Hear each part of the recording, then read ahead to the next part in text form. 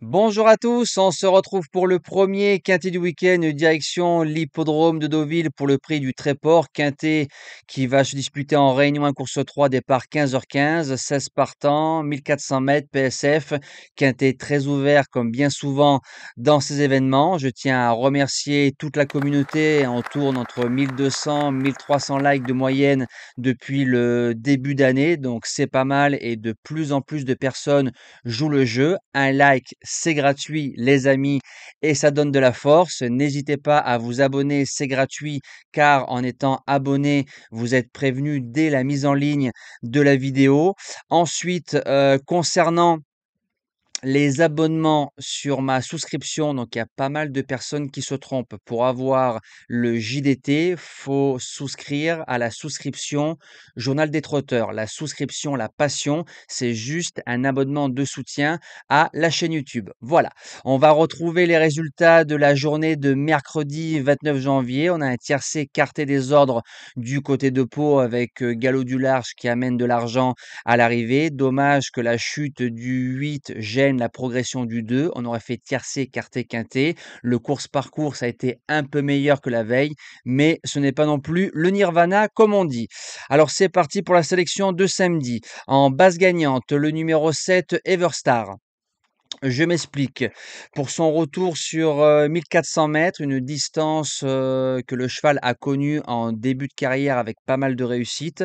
Le cheval a 2 sur 3 dans les quintés plus, donc revenir sur 1004, je pense que ça ne va pas lui poser de problème. Il vient de finir troisième de 2 chevaux en 41 de valeur, Montflamand et American Lower. Il peut se monter près de la tête. Si on arrive à avoir le dos de Globtus qui va les devant, Everstar peut s'imposer. En deuxième base, le 16 Murciano. J'ai longuement hésité entre les deux. Alors disons que la corde a fait un peu la différence. Le 7 à la corde 13 et le 16 à la corde 15. Donc bon, c'est un peu kiff-kiff bourrico, comme on dit. Le cheval reste sur 2 podiums et une place en 3 quintés. La découpe du handicap lui était favorable. Si on monte course, pour ceux qui font des multis 2 sur 4 quartés, c'est une très très belle base de jeu. Pour les chances, le numéro 8, Siu Pink, qui a fait deuxième du quintet de référence avec un parcours sur mesure. Si elle répète cette valeur-là, elle bouge pas des 5. En quatrième position, le 2 Globtus qui a gagné facilement un quintet sur 1300 mètres. Il a pris 4,5 kg de pénalité. Derrière, il a fait cinquième en contrant les attaques, mais il a été courageux. Si on arrive à gérer le devant de la course, il a sa place dans les 5, j'y crois. En cinquième position, le 4 Six The Dream qui a 6 courses à son compteur, un échec dans les quintets, mais sur 1900 mètres. 1400, c'est 2 sur 2. Et sa dernière course à Pau, c'est la note.